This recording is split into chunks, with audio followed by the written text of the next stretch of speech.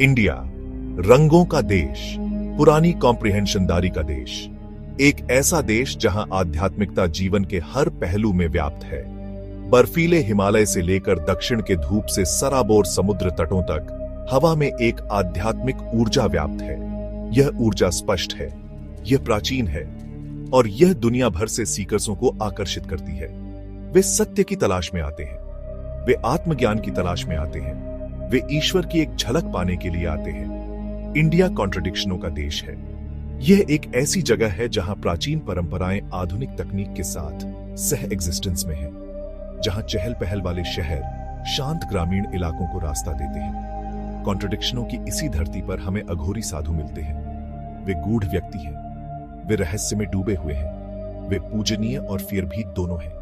अघोरी तपस्वी होते हैं, उन्होंने भौतिक संसार को त्याग दिया है, वे समाज के हाशिए पर रहते हैं, वे ऐसी प्रथाओं में संलग्न हैं जिन्हें कई लोग वर्जित मानेंगे। फिर भी उनकी प्रतीत होने वाली चौंकाने वाली प्रथाओं के नीचे एक गहरा और गहरा दर्शन निहित है। यह एक ऐसा दर्शन है जो सेक्रेटता और अपूर्णता की ट्रांसेंडेंटल धारणाओं को चुनौती देता है।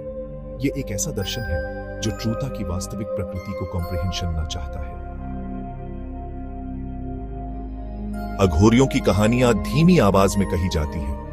वे किंवदंतियों की चीजें हैं। ऐसा कहा जाता है कि वे श्मशान घाटों में रहते हैं, वे मृत्यु पर ध्यान करते हैं, वे उसे गले लगाते हैं जिसे दूसरे प्रतिकूल पाते हैं। उनके बारे में कहा जाता है कि उनके पास अलौकिक शक्तियां हैं, वे तत्वों को नियंत्रित कर सकते हैं, वे बीमारों को ठीक कर सकते हैं, वे खुद मौत को भी मात दे सकते हैं। लेकिन ये गूढ़ प्राणी कौन है? किंवदंतियों के पीछे की सच्चाई क्या है?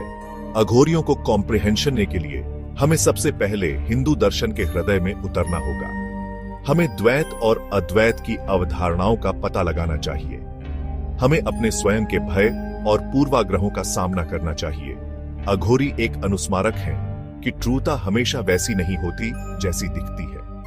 वे हमें सतह से परे देखने की चुनौती देते हैं। वे हमसे अपने अंदर के अंधेरे का सामना करने का आग्रह करते हैं और ऐसा करने पर वे हमें मुक्ति का मार्ग प्रदान करते हैं। यह ऐसा रास्ता नहीं है जो कमजोर दिल वालों के लिए हो, लेकिन जो लोग इस पर चलने की हिम्मत करते हैं उनके लिए यह परम सत्य की ओर ले जाने वाला मार्ग है। अघोर शब्द दो संस्कृत वर्डों से बना है, जिसका अर्थ है नहीं और घोर का अर्थ है फीरानक या फीरावाह। इस प्रकार अघोर का मूल रूप से अर्थ है फीरानक नहीं या भय से परे। यही अघोरी दर्शन का सार है। वे अच्छे और बुरे, शुद्ध और अशुद्ध, सुंदर और बदसूरत के ड्युअलिटी को पार करना चाहते हैं। वे ट्रूता के सभी पहलुओं को ईश्वर की अभिव्यक्तियों के रूप में स्वीकार करते हैं। अघोरियों का मानना है कि ईश्वर सभी चीजों में मौजूद है। वे पवित्र और अपवित्र के बीच कोई सेपरेशन नहीं देखते हैं। वे भौतिक शरीर की नश्वरता के प्रतीक के रूप में श्मशान घाट को स्वीकार करते हैं। उनका मानना है कि मृत्यु का सामना करके ही व्यक्ति इसके भय को पार कर सकता है और जन्म और मृत्यु के चक्र से मुक्ति प्राप्त कर सकता है।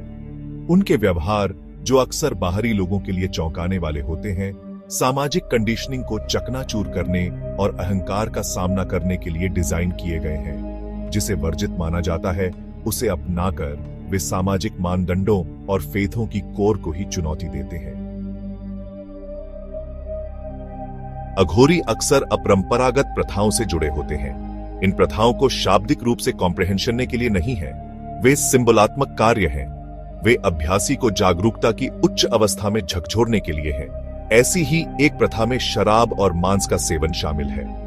ये ऐसे पदार्थ हैं जो आमतौर पर हिंदू ऑस्टेरिटी में वर्जित हैं।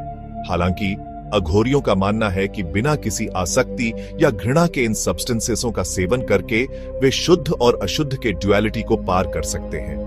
वे यह प्रदर्शित करना चाहते हैं कि सच्ची वैराग्य सामाजिक मानदंडों से ऊपर उठने और ट्रूता के सभी पहलुओं को अपनाने में निहित है। एक और प्रथा है ह्यूमन अवशेषों के साथ उनका जुड़ाव। वे खोपड़ी को भीख के कटोरे के रूप में इस्तेमाल करते हैं। वे श्मशान घाट की राख से अपने शरीर पर स्मीर करते हैं। यह मृतकों के प्रति अनादर के कारण नहीं है, बल्कि यह भौतिक शरीर की नश्वरता और मृत्यु की अनिवार्यता की याद हटाता है।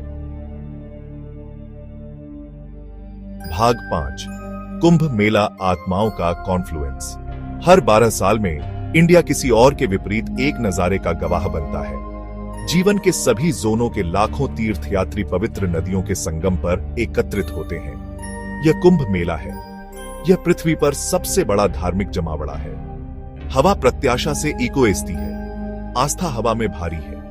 विभिन्न संप्रदायों और परंपराओं के साधु, दृष्टा और संत एक साथ आते हैं। वे अपनी बुद्धि साझा करते हैं। वे धर्म ग्रंथों पर बहस करते हैं। वे प्राचीन अनुष्ठान करते हैं। कुंभ मेला भारतीय आध्यात्मिकता की विविधता और अलाइवता का प्रमाण है। यह जीवन के सभी जोनों के लोगों को एकजुट करने के लिए आस्था की शक्ति की याद हटाता है। कुंभ मेले में उपस्थित विभिन्न संप्रदायों और समूहों में अघोरी सबसे अलग है। वे एक पहेली के भीतर एक पहेली है।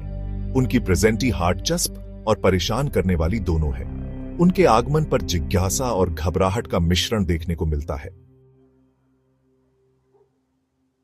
भाग 6 कुंभ में अघोरी मिथक और ट्रूता के बीच। कुंभ मेला उच्च आध्यात्मिक ऊर्जा का समय है। यह वह समय होता है जब भौतिक और आध्यात्मिक दुनिया के बीच के पर्दे को पतला कहा जाता है। अघोरियों के लिए यह गहन साधना या आध्यात्मिक अभ्यास का समय है। वे नदी के किनारे एकांत स्थानों पर चले जाते हैं। वे उन रस्मों और प्रथाओं में संलग्न होते हैं जो गोपनीयता में डूबी होती है।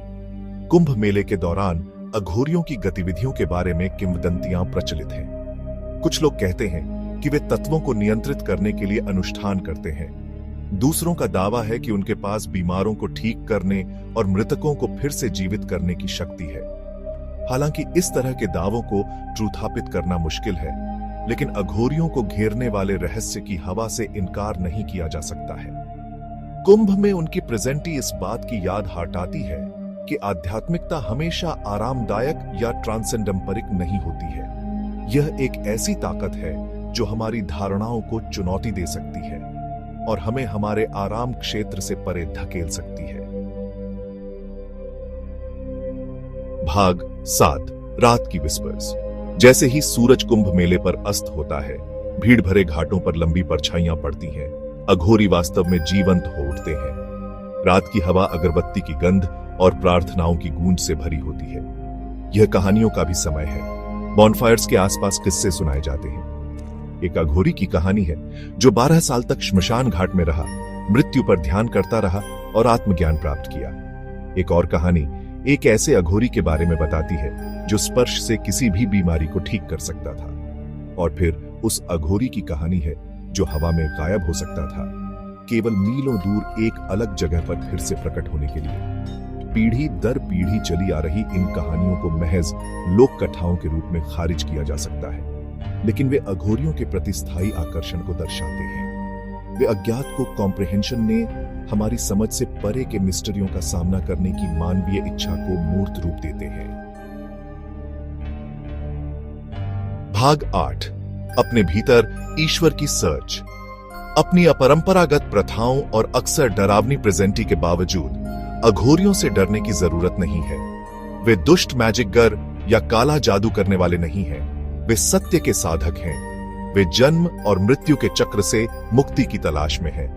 उनका रास्ता सबके लिए नहीं है। यह अत्यधिक त्याग और कठोर साधना का मार्ग है। यह एक ऐसा रास्ता है जिसके लिए अत्यधिक साहस और अटूट विश्वास की आवश्यकता होती है।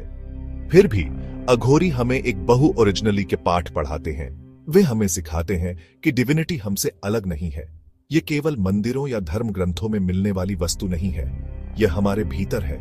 उनकी प्रथाएं चाहे जितनी भी चौंकाने वाली क्यों ना हो, अहंकार की बाधाओं को तोड़ने के लिए हैं। वे बाधाएं जो हमें अपने वास्तविक नेचर को महसूस करने से रोकती हैं। वे हमें दिखावे से परे देखने, सभी प्राणियों के भीतर रहने वाली दिव्य चिंगारी को देखने की चुनौती देते हैं। भाग 9 साजिश की लेगेसी। अघोरी एक पहेली बने हुए हैं। वे भारतीय आध्यात्मिकता की विविधता और जटिलता की एक शक्तिशाली याद हटाते हैं। वे धर्म और अध्यात्म के बारे में हमारी प्रीकंसीव्ड धारणाओं को चुनौती देते हैं। वे हमें अपने स्वयं के भय और पूर्वाग्रहों का सामना करने के लिए मजबूर करते हैं। उनकी कहानी विरोधाभास और विरोधाभास की कहानी है। वे इसे पार करने के लिए घृणित को गले लगाते हैं। वे जीवन को अपनाने के लिए मृत्यु का सामना करते हैं। वे हमें याद हटाते हैं कि आत्मज्ञान का मार्ग हमेशा रैखिक या सीधा नहीं होता है। यह अक्सर अप्रत्याशित मोड़ और मोड़ से भरा एक घुमावदार रास्ता होता है। अघोरी अपनी गूढ़ प्रथाओं और अटूट विश्वास के साथ हमें आकर्षित और मोहित करते रहते हैं। वे सत्य और मुक्ति की तलाश के लिए मानवीय भावना की स्थायी शक्ति के प्रमाण हैं। चाहे रास्ता कितना भी अपरंपरागत क्यों न लगे, वे सवालों की विरासत पीछे छोड़ते हैं, हमें अपने भीतर झांकने और अपने एग्जिस्टेंस के मिस्ट्रियों का सामना करने की चुनौती देते हैं।